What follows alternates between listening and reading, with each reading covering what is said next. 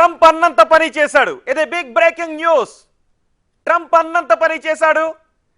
ఇప్పటికే భారత్పై 25% సుంకాన్ని విధించిన ట్రంప్ ఈరోజు మరో సుంకాల బాంబును పేల్చుతానని చెప్పాడు. మరో 25% అదనంగా సుంకాలను విధిస్తున్నట్టుగా ట్రంప్ బాంబు పేల్చాడు. 50% ఇప్పుడు సుంకాలు చేరాయి. భారత్ అమెరికాకు చేసే ఎగుమతులపై భారీగా సుంకాలు విధించాడు ట్రంప్. మొత్తం ఈ సుంకాల శాతం ఇప్పుడు 50%కి చేరింది. రష్యా నుంచి చమురు కొంటున్నందుకు భారత్పై 25% అదనంగా సుంకాలు విధించాడు ట్రంప్. నిజానికి భారత్పై ట్రంప్ తొలి నుంచి కూడా విద్వేషాన్ని చూపిస్తూనే ఉన్నాడు. తొలి నుంచి కూడా భారత్ నా మిత్రుడు అంటూనే ట్రంప్ వెనుక వైపు నుంచి వెన్నుపోటు పొడిచే రాజకీయాలు చేస్తూనే ఉన్నాడు. ట్రంప్ విధించిన సుంకాలకు సంబంధించిన న్యూస్ని ఇప్పుడు మీరు చూస్తున్నారు. మొన్న పాకిస్తాన్తో యుద్ధం జరుగుతున్న సమయంలో కూడా ట్రంప్ పాకిస్తాన్ వైఖరిని ప్రదర్శించినట్టుగానే మనకి కనిపించింది. ఆ తర్వాత సుంకాల విషయంలో ప్రపంచ దేశాలకు షాక్ ఇస్తాను అని అన్నాడు. 100% సుంకాలు విధించే దిశగా కూడా ముందుకు వెళ్ళాడు. చైనా అమెరికా మధ్య అప్పట్లో ట్రేడ్ వార్ జరిగింది. ఇప్పుడు మనం రష్యా నుంచి చౌకగా చమురు కొంటూ ఉన్నాం. రష్యా ఎప్పటికీ మనకి మిత్ర దేశమే. రష్యా మనకి చౌకగా చమురిస్తూ ఉంది. దీంతో రష్యా నుంచి చమురు కొనుగోలు చేసే విషయంలో భారత్పై ఒత్తిడి తీసుకుని రావాలని ట్రంప్ అనుకున్నాడు. ఎవరైతే అమెరికా మిత్ర దేశాలు ఉంటాయో ఆ దేశాల నుంచి మాత్రమే మనం ఆయిల్ని దిగుమతి చేసుకోవాలని ట్రంప్ అనుకుంటూ ఉన్నాడు. కానీ మన మిత్ర దేశం రష్యా నుంచి చమురు కొనడాన్ని ట్రంప్ కంటగింపుగా చూశాడు. అందుకే భారత్పై బాంబు పేల్చుతాను అని నిన్న అన్నాడు. ఈరోజు భారత్పై 50% సుంకాలను విధిస్తూ ట్రంప్ నిర్ణయాన్ని తీసుకున్నాడు. రష్యా నుంచి చమురు కొనుగోలను తగ్గించుకోవాలని. ఇప్పటికే భారత్ అంటూ ఉంది, కొన్ని దేశాలు చెప్తున్నాయి, రష్యా కూడా అంటూ ఉంది వ్యాపార భాగస్వామిని ఎంచుకునే హక్కు ఆయా దేశాలకు ఉంటుందని. అందులో భాగంగానే భారతదేశానికి కూడా తమ వ్యాపార భాగస్వామిని ఎంచుకునే హక్కు ఉంటుంది. ఏ దేశాల నుంచి ఏ వస్తువులను దిగుమతి చేసుకోవాలి అనేది మన ఇష్టానికి ఆధారపడి ఉంటుంది. దాన్ని ట్రంప్ ఒత్తిడితో తను చెప్పిన దేశాల నుంచి చమురు కొనుగోలు చేయాలి అనే ఒత్తిడి భారతదేశం పైన తీసుకుని రావాలి అని అనుకున్నాడు. కానీ మనం ఆ బెదిరింపులకు తల వగ్గలేదు. దీంతో ట్రంప్ ఇప్పుడు భారతదేశంపై 50% సుంకాలు విధించాడు. 50% సుంకాలు విధించడంతో భారత ఎగుమతులపై దీని ప్రభావం చాలా ఎక్కువగా ఉండే అవకాశం ఉంటుంది.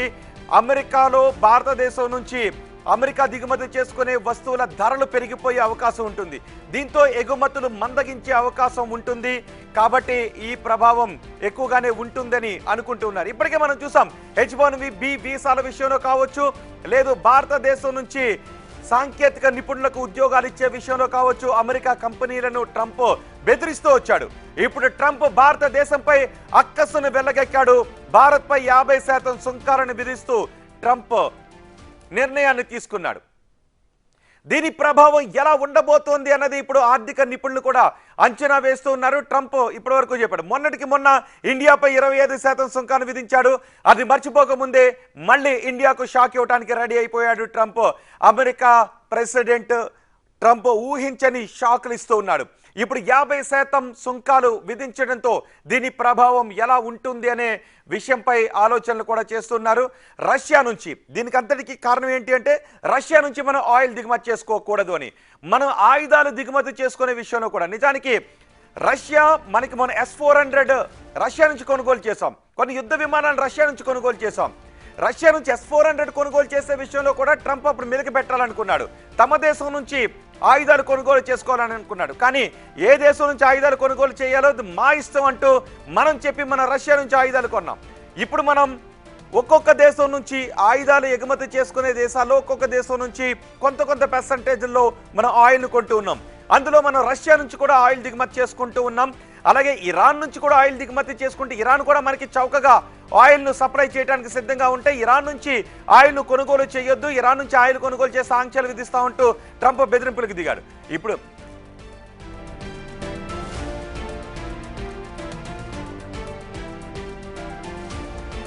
ఈ విషయంపై మనతో మాట్లాడటానికి సంజయ్ బులుబాక అంతర్జాతీయ అఫైర్స్ ను విశ్లేషించే నిపుణులు మనకు అందుబాటులో ఉన్నారు.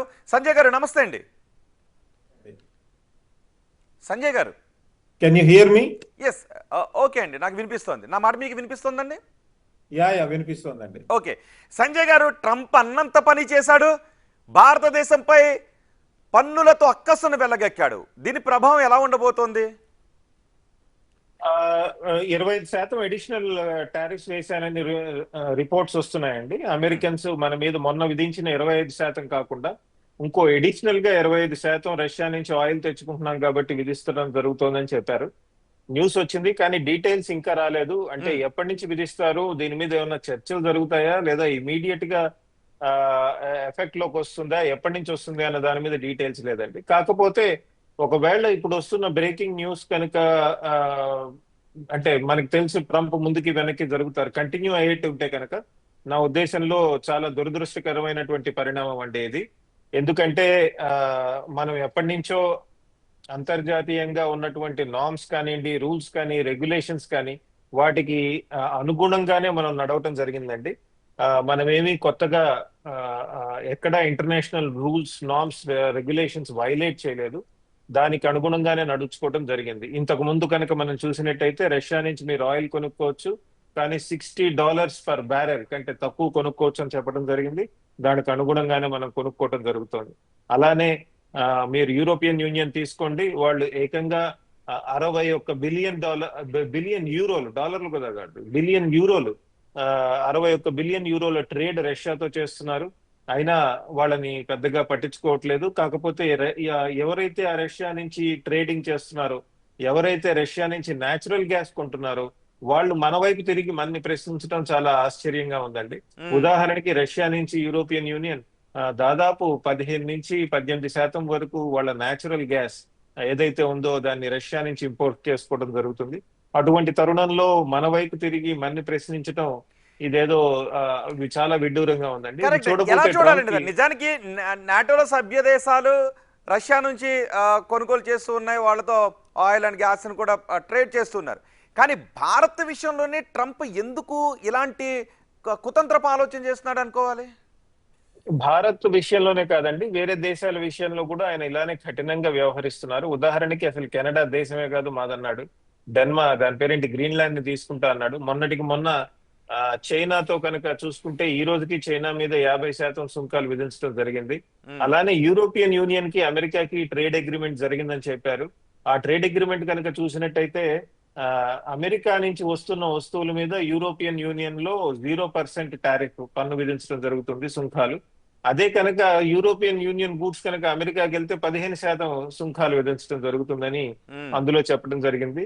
అటువంటి అగ్రిమెంట్ ఒప్పుకున్న తర్వాత కూడా వీళ్ళిద్దరి మధ్య విభేదాలు ఉన్నాయి. ఉదాహరణకి మేము ఇన్వెస్ట్మెంట్స్ అంత పెద్ద ఎత్తున చేస్తామని యూరోపియన్ యూనియన్ వాళ్ళు చెప్పట్లేదు, కానీ అమెరికన్ ప్రెసిడెంట్ ఏమంటున్నారంటే వాళ్ళు ఇన్వెస్ట్మెంట్స్ కూడా ప్రామిస్ చేశారని చెప్పడం జరుగుతుంది. నా ఉద్దేశంలో డొనాల్డ్ ట్రంప్ మన మీద పెద్ద ఎత్తున ఒత్తిడి తెస్తున్నారు. ముఖ్యంగా అగ్రికల్చరల్ సెక్టర్ ఏదైతే ఉందో దాన్ని ఓపెన్ చేసి అమెరికన్ నుంచి అగ్రికల్చరల్ గూడ్స్ ని ఇంపోర్ట్ చేయాల్సిన అవసరం ఎంతైనా ఉంది అని ఆయన ఎప్పటి నుంచో వాదించడం జరుగుతుంది. మన వాళ్ళు దానికి ఒప్పుకోవట్లేదు. వీళ్ళని ఎలాగో అలా మెడలు బట్టి ఉంచాలి అని ఆయన ట్రై చేస్తున్నట్టున్నారు. అది సాధ్యం కాదండి, ఎందుకంటే మన దేశంలో కనుక మనం అగ్రికల్చరల్ ఇంపోర్ట్స్ అలౌ చేస్తాం మొదలెడితే అది కష్టం అవుతుంది. అంటే క్యాలిబ్రేటెడ్ గా అగ్రికల్చరల్ ఇంపోర్ట్స్ మనం కొన్ని చేయొచ్చు. ఈ దేశంలో పండని కొన్ని అగ్రికల్చరల్ ప్రోడక్ట్స్ కానివ్వండి, ఫ్రెష్ ఫ్రూట్స్ కానివ్వండి, ఇలాంటివి చేసుకోవచ్చు. కాకపోతే ట్రంప్ వైఖరి తర్వాత, అంటే ఇంత కఠిన వైఖరి తర్వాత అగ్రికల్చరల్ ఇంపోర్ట్స్ అంటే వ్యవసాయ రంగానికి సంబంధించినటువంటి ఏమన్నా ఇక్కడ పండనివి అక్కడ పండేవి, లేదా డైరీలో హై అండ్ చీజ్ ఇలాంటివి ఏమన్నా తీసుకురావాలన్నా చాలా కష్టం అవుతుంది. ఎందుకంటే డొనాల్డ్ ట్రంపే తన సొంత చర్యలతో అటువంటి నెగోసియేషన్ ని చాలా కఠినం చేసేసారు. చాలా డిఫికల్ట్ అయిపోతుంది ఇప్పుడు. ఇది చాలా దురదృష్టకర. ఇప్పుడు మన ముందున్న ఆప్షన్స్ ఏంటి? దీని ప్రభావం ఎగుమతులపై పడే అవకాశం ఉంటుంది. మన దేశం నుంచి వాళ్ళు దిగుమతి చేసుకునే వస్తువుల ధరలు అక్కడ పెరిగిపోతాయి, తద్వారా ఎగుమతులపై ప్రభావం చూపిస్తుంది. సో ఇప్పుడు మన ముందున్న ఆప్షన్ ఏంటి? మనకి ఒకటి చాలా విడ్డూరంగా అనిపించవచ్చు. మనం వెంటనే భావోద్వేగంతో చాలా కోపంగా ప్రతిస్పందించకూడదండి, ఆచితూచి వ్యవహరించాలి. ఎందుకంటే చాలా మంది పెద్ద ఎత్తున భారతీయ సంతతికి చెందిన వారు అక్కడ ఉన్నారు. వాళ్ళ ద్వారా మనం ఏమన్నా లాబింగ్ చేయొచ్చా, వాళ్ళ ద్వారా మనకున్న కష్టాలు, ఇలా ఇంపోర్ట్స్ చేయటంలో వచ్చే కష్టాలు ఏమన్నా మనం వాళ్ళకి చెప్పడం జరుగుతుందా అలాంటివి ఏమన్నా చేయొచ్చా, అది ఒకటి ఎగ్జామిన్ చేయాల్సి ఉంటుందండి. అంటే ట్రంప్ తర్వాత నిజానికి అలా వినే మనిషి అనుకోవచ్చా? నిజానికి ఇది ఒక్క విషయమే కాదు, భారత్ పై మొదటి నుంచి అంటే విషయం కక్కుతూనే ఉన్నాడు. ఏమంటున్నాడు, మేము భారత్ పై తక్కువ సుంకాలు వేస్తుంటే మాపై భారత్ ఎక్కువ సుంకాలు వేస్తుంది అవును అని అవును గతంలో కూడా ప్రపంచం అంతా కూడా మేము ఇలాంటి సుంకాలు విధిస్తా ఉన్నప్పుడు కూడా మన గురించి అవును మాట్లాడాడు. యుద్ధ అవునండి. S-400 కొనుగోలు చేసేటప్పుడు కూడా మనపై అప్పట్లో ఒత్తిడి తెచ్చే ప్రయత్నం చేశాడు. H-1B అవును వీసాల విషయంలో అలాగే ఉన్నాడు. ఇక్కడ అవును సాంకేతిక నిపుణులకు ఉద్యోగాలు ఇచ్చే విషయంలో అక్కడ కంపెనీలను బెదిరించాడు. ఒక్కటి కాదు ట్రంప్ అవునండి. భారత్ వ్యతిరేక నిర్ణయాలు తీసుకోవటం. పలు పలు అంశాల మీద ఆయన చాలా కఠినంగా వ్యవహరించడం జరుగుతోందండి.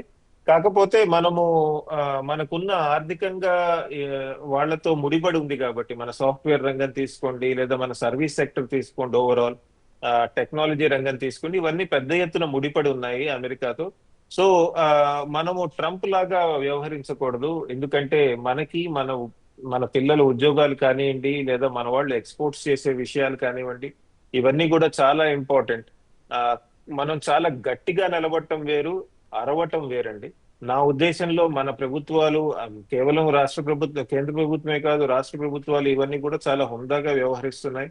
ఇదే పద్ధతి మెయింటైన్ చేయాలి, కానీ గట్టిగా నిలబడాలి, గట్టిగా వాదించాలి, మన అవసరాలే లేదా మన ఇంట్రెస్ట్ కోసం గట్టిగా పోరాడాలి. అది జరుగుతోందండి నా ఉద్దేశంలో, అందరూ చేయటం జరుగుతోంది. ఇంకోటి మనం ఏం చేయొచ్చు అంటే, షార్ట్ టర్మ్ లో ఎవరైతే ఎక్స్పోర్టర్స్ నష్టపోయేట్టున్నారో, ఎవరికైతే ఆ, అమెరికాకి ఎక్స్పోర్ట్ చేస్తున్న వాళ్ళకి ఎటువంటి కష్టాలు వస్తున్నాయో వాళ్ళకి మనము ఎట్లా కాస్ట్ తగ్గించవచ్చు, వాళ్ళకి ఎటువంటి రాయితీలు మనం ఇవ్వచ్చు అని కూడా ఒకటి ఆలోచించాల్సిన విషయం ఉందండి. అంతేకాదండి, నా ఉద్దేశంలో ఒక స్పెషల్ కమిటీస్ ఏర్పాటు చేసి అమెరికాకు పంపించలేని వస్తువులు వేరే దేశాలకు ఎక్కడెక్కడికి పంపించవచ్చు అని కూడా ఆలోచించాల్సిన అవసరం ఎంతైనా ఉందండి. అటు పెద్ద పెద్ద ఇండస్ట్రీ అసోసియేషన్స్ ఉన్నాయి కదండి, అటు ఫికీ తీసుకోండి, సిఐఐ తీసుకోండి, చేంబర్ ఆఫ్ కామర్స్, ఇలాంటివి చాలా ఉన్నాయి. వాళ్ళందరితో కలిసి అధికారులు కూర్చుని వేరే వేరే దేశాలకి, అమెరికాకు పంపించలేని గూడ్స్ మనం వేరే దేశాలకి త్వరితగతిన ఎక్స్పోర్ట్ డైవర్షన్ అంటాం కదా, అది ఎట్లా చేయొచ్చు అని కూడా ఆలోచించాల్సిన అవసరం ఉందండి. ఆ నా ఉద్దేశంలో ఆ, ట్రంప్ ట్రంప్ వ్యక్తిత్వం ఏంటంటే, ఆయనకు కొత్త ఇష్యూ వస్తే ఈ ఇష్యూ వచ్చి మళ్ళీ వదిలేసి అటు వెళ్ళిపోతారు. ఉమ్. సో అది వెయిట్ చేయాల్సిన అవసరం ఉంది. అంతేకాదు, మనకి కావాల్సిన అంటే ఇంట్రెస్ట్ మీద వదిలేసి మనం వెళ్ళిపోతాడా, లేదంటే దీన్ని వెనక్కి తీసుకుంటాడా? వెనక్కి తీసుకోకపోతే ఆ ఎఫెక్ట్ చాలా ఎక్కువగానే ఉంటుంది కదా. ఆ వెనక్కి తీసుకోకపోతే ఇబ్బందిగానే ఉంటుందండి. కాకపోతే మనం ఆ ఈ ట్రంప్ ఇప్పుడే ఉండడండి, అంటే ఇంకా 4 సంవత్సరాలు ఉంటాడు ఆయన. ఉమ్. ఇంకా ఫస్ట్ ఇయర్ లోనే ఉన్నాం, ఫస్ట్ ఇయర్ లో ఫస్ట్ ఫ్యూ మంత్స్ లోనే ఉన్నాం మనం. సో కాబట్టి మనం చాలా గట్టిగా వ్యవహరించాల్సిన అవసరం ఉంది. నేను ఇందాక చెప్పినట్టు మనం ఎక్స్పోర్ట్ డైవర్షన్ ఎలా చేయాలి, వేరే దేశాలకు ఎలా పంపించాలి, ట్రంప్ తో మాట్లాడేప్పుడు మన వైఖరి ఎలా ఉండాలి, ఇవన్నీ కూడా మనం ప్లాన్ చేసుకోవాల్సిన అవసరం ఎంతైనా ఉందండి. ఆ ఆయన ఉద్దేశంలో ఇండియా చాలా చిన్న దేశం, అంటే ట్రంప్ ఈ కొద్దిగా విషయంలో బెదిరిస్తే రష్యా నుంచి ఆయిల్ కొనుగోలు విషయంలో ఇంకొకటి ఏమంటున్నాడంటే, యుద్ధ ఇంజిన్ కు ఆయిల్ అందిస్తున్నారు అని. అంటే రష్యా యుద్ధాన్ని కోరుకుంటోంది, అలాంటి కంట్రీస్ దగ్గర నుంచి ఆయిల్ కొనుగోలు చేయడం ద్వారా వాళ్ళకి ఆదాయాన్ని భారత్ ఇస్తూ ఉంది అన్న ఉద్దేశంలో ట్రంప్ మాట్లాడుతున్నాడు. సో అవునండి. ఆయిల్ కొనుగోలు విషయంలో మనం తగ్గకపోతే సుంకాల విషయంలో ట్రంప్ తగ్గుతాడా? మనం కూడా ప్రతీకార సుంకాలు ఏమన్నా వేసే అవకాశం ఉంటుందా? అంటే ఒకటి ఇక్కడ గమనించాల్సింది ఏంటంటే, ఫస్ట్ ట్రంప్ అధికారంలోకి వచ్చినప్పుడు అసలు ఈ యుద్ధానికి కారణం యుక్రెయిన్ నే బెదిరించడం జరిగిందండి. మనం చూసాం కదా, ఉమ్. జెలెన్స్కీ వైట్ హౌస్ కి వెళ్ళినప్పుడు జెలెన్స్కీని అందరి ముందు పట్టుకుని వాళ్ళిద్దరూ చాలా కఠిన పరిశుధాలంతో మాట్లాడుకోవటం జరిగింది కదా, పదజాలంతో మాట్లాడుకోవటం జరిగింది, ఒకళ్ళనొకళ్ళు చాలా కఠినంగా మాట్లాడుకున్నారు. అసలు ఈ యుద్ధానికి కారణం యుక్రెయిన్ అన్నారు. అప్పుడు మనం ఏమని ఉన్నాం అంటే, ఇదిగో మేము చెప్పాం కదా మొదటి నుంచి, మాకు రష్యాతో ఎందుకు మీరు గొడవ పెడుతున్నారని చెప్పడం జరిగింది. ఎప్పుడైతే ఈ రోజు రష్యా తన మాట వినట్లేదు అని ట్రంప్ ఫీల్ అవుతున్నారో, అప్పటి నుంచి వేరే దేశాల మీద ఎవరైతే ట్రంప్ మాట వినట్లేదని అనుకుంటున్నారో వాళ్ళ మీద ప్రెషర్ బిల్డప్ చేస్తున్నాడు. కానీ విచిత్రం ఏంటంటే, మనకంటే ఎక్కువగా చైనా రష్యా నుంచి ఆయిల్ తెచ్చుకుంటుంది, దాని మీద పెద్ద ఎత్తున సుంకాలు వేయలేదు. కాకపోతే ఒకటి గమనించాల్సింది ఏంటంటే, చైనా మీద సపరేట్ గా సుంకాలు వేయటం నడుస్తుంది. ఆల్రెడీ చైనా మీద 50% సుంకాలు ఉన్నాయి. వేరే టెక్నాలజీ రిస్ట్రిక్షన్స్ పెట్టడం జరుగుతోంది, అక్కడ వెళ్ళి చదివే పిల్లల మీద ఆపటం జరుగుతోంది, చైనా వాళ్ళ మీద కూడా. ఆ ఆ, ఈ ఈ అంశం మీద మనం ఎప్పటి నుంచో చెప్తున్నామండి. ఇది సరి అయిన అంశం కాదు. మీరే రష్యా నుంచి, ఉదాహరణకి ఇవాళ ట్రంప్ ని అడగటం జరిగిందండి పొద్దున్న, ఏమనంటే మీరు అమెరికా రష్యా నుంచి కెమికల్స్ కానివ్వండి, ఫర్టిలైజర్స్ కానివ్వండి, యురేనియం కానివ్వండి, ఇలాంటి ఆ, వనరులు ముఖ్యంగా మైనింగ్ అలాంటి రిలేటెడ్ వనరులని మీరు తీసుకుని మన అమెరికాకి ఇంపోర్ట్ చేసుకుంటున్నారు. అటువంటి తరుణంలో ఇండియాని క్రిటిసైజ్ చేయడం ఎంతవరకు సబబు అని అడగటం జరిగిందండి. దానికి ట్రంప్ క్లియర్ గా నాకు ఇదంతా ఏం తెలియదు అని చెప్పారండి. ఆ, అంటే ఇది ట్రంప్ కి వేరేదేదో కావాలి, అగ్రికల్చరల్ ఇంపోర్ట్సా లేదా వేరేది ఏదన్నా కావాలా మనకు తెలియదు. ఆయన దాని మీద పట్టుబట్టు కూర్చున్నారు. మన ప్రభుత్వం పట్టు విడవట్లేదు. ఒక క్రియేటివ్ సొల్యూషన్ అవసరం ఉంటుందండి. తర్వాత ఇంకోటి ఏంటంటే మరోపక్క రష్యాను అమెరికాను చర్చలు జరుగుతున్నాయి. అమెరికా నుంచి ట్రంప్ స్పెషల్ ఎన్వాయ్ వెళ్లి రష్యన్ ప్రెసిడెంట్ వ్లాదిమిర్ పుటిన్ తో చర్చలు జరపబోతున్నారు అని వార్తలు వచ్చాయి. ఒకవేళ వాళ్ళిద్దరి మధ్య కనుక సొల్యూషన్ వచ్చేస్తే అప్పుడు మనకి పెద్దగా ఇబ్బంది ఉండకపోవచ్చండి. ఎందుకంటే అమెరికా రష్యానే ఒక ఒప్పందానికి వస్తే రష్యాకి ఆయిల్ సప్లై చేస్తున్నారు కదా అని భారత్ ని ఇబ్బంది పెట్టడం కష్టంగా అంటే విచిత్రంగా ఉంటుంది. సో నా ఉద్దేశంలో ఇలాంటి పరిణామాలన్నీ మనం వేచి చూడాలి. కాకపోతే గట్టిగా నిలబడాలి, గట్టిగా చేయాలి. తర్వాత మన ప్రభుత్వానికి మనం అందరం మద్దతు ఇచ్చి అన్ని ప్రభుత్వాలకి, కేంద్ర ప్రభుత్వాలకి, రాష్ట్ర ప్రభుత్వాలకి త్వరితగతిన మన ఎక్స్పోర్టర్స్ కి వాళ్ళకి ఇబ్బంది లేకుండా మనం ఎట్లా సహాయపడాలి, అవన్నీ కూడా అలా ఆలోచించాల్సిన అవసరం ఉందండి. రైట్. ట్రంప్ని ఈ మధ్యన చూస్తుంటే కొంత పాకిస్తాన్ సానుకూల అనుకూల దృక్పథంతో ముందుకు వెళ్తున్నట్టుగా అనిపిస్తోంది. అవును.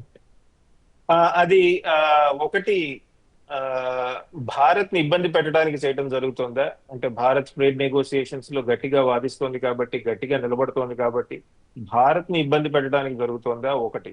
రెండు, ఆయనకి నోబెల్ ప్రైజ్ రావాలి, ఇండియా పాకిస్తాన్ వారు అవ్వడానికి డొనాల్డ్ ట్రంపే కారణం అని మనం ఒప్పుకోవట్లేదు కాబట్టి పాకిస్తాన్ వైపు మొగ్గు చూపుతున్నారా, అదొక ప్రశ్న ఉందండి. మూడోది ఇంకోటి ముఖ్యమైన అంశం, లాంగ్ టర్మ్ కాన్సిక్వెన్సెస్ ఉండేది ఏంటంటే ఆఫ్ఘనిస్తాన్ పాకిస్తాన్ బార్డర్ దగ్గర ఆ ప్రాంతాలలో పెద్ద ఎత్తున రేర్ ఎర్త్ మెటల్స్ ఉన్నాయని, ఆ రేర్ ఎర్త్ మెటల్స్ ని మనం యాక్సెస్ చేయాలని, అంటే అమెరికన్స్ యాక్సెస్ చేయాలని ఎప్పటి నుంచో చర్చలు జరుగుతున్నాయండి. వాళ్ళు కూడా బలూచిస్తాన్ పై కన్నేశాడని వేశారు. అక్కడ ఉన్న ఆయిల్ అండ్ న్యాచురల్ రిసోర్సెస్ మీద కూడా కన్నేశారని. ఎందుకంటే బలూచిస్తాన్ లో చాలా ఈ మినరల్ రిసోర్సెస్ చాలా ఉన్నాయండి. ఉదాహరణకి గోల్డ్ కూడా ఉంది అక్కడ, తర్వాత oil and natural gas resources ఉన్నాయి, తర్వాత కాపర్ ఇలాంటివి ఉన్నాయి. అంతేకాదు ఇప్పుడు ప్రపంచంలోనే అతిపెద్ద కాపర్ సైట్స్ ఏవైతే ఉన్నాయో ఆఫ్ఘనిస్తాన్ లో ఉన్నాయి. కాబూల్ కి కింద సౌత్ లో అయినా కాపర్ మైన్స్ అంటారండి, అవి చైనా హ్యాండిల్ చేస్తుంది. బట్ పాయింట్ ఏంటంటే ఆ దేశంలో ఇంకా చాలా ఉన్నాయండి. సో ఇటువంటి తరుణంలో ఆఫ్ఘనిస్తాన్ పాకిస్తాన్ లేదా ఆఫ్ఘనిస్తాన్ లో వెళ్ళి తాలిబాన్ తో ఇండైరెక్ట్ గా చర్చించడానికి ఆ పాకిస్తాన్ అవసరం అవుతుంది. కాబట్టి తన ఫ్రెండ్లీ కంపెనీస్, తనకి తెలిసిన కంపెనీస్ కి కాంట్రాక్ట్స్ ఎలా ఇప్పించవచ్చు అని కూడా చేస్తున్నారని వార్తలు వచ్చాయండి.